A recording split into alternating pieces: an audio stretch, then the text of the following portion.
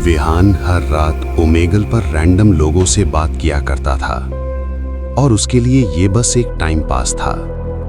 लेकिन उसे बिल्कुल अंदाजा नहीं था कि आज की रात उसकी जिंदगी हमेशा के लिए बदलने वाली है।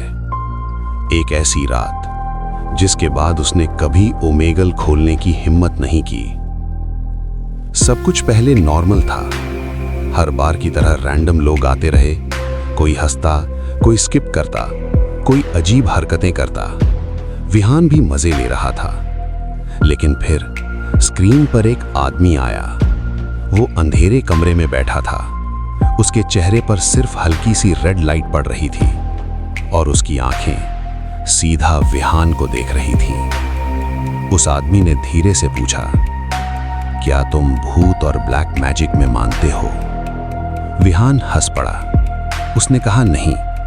लेकिन वो आदमी रुका नहीं। वो अजीब सवाल पे सवाल करता रहा। तंग आकर विहान ने उसे तुरंत स्किप कर दिया और फिर सब कुछ नॉर्मल लगने लगा, या शायद बस विहान को ऐसा लगा। कुछ देर बाद उसके पास एक ग्रुप चैट का लिंक आया। विहान ने मजाक समझकर एक्सेप्ट कर लिया। लेकिन जैसे ही वो अंदर गया, वहां पहले से दो लोग मौजूद थे।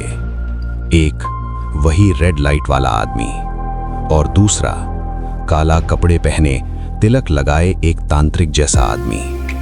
विहान का चेहरा एकदम सीरियस हो गया।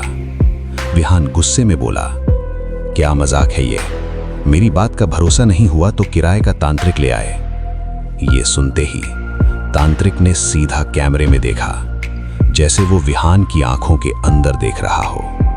उसने धीरे धीरे कुछ मंत्र बोलने शुरू किए और अचानक स्क्रीन ब्लैक हो गई। उस रात के बाद विहान की जिंदगी बदल गई। उसे घर में अजीब साए दिखने लगे, कभी हॉलवे में, कभी कमरे के कोने में, कभी सोते वक्त बेड के पास।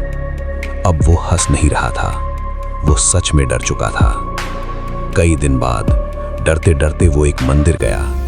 जैसे ही वो अंदर घुसा, वहां खड़े पुजारी ने बिना कुछ पूछे कहा, तुम्हें साए दिखते हैं, है ना? विहान के पैरों तले जमीन खिसक गई। उसने तुरंत सब कुछ बता दिया।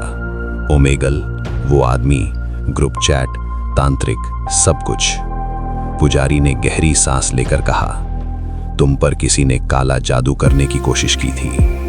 उन्होंने मंत्र पढ़े, गंगा जल छिड़का और उस दिन के बाद विहान को साए दिखने बंद हो गए।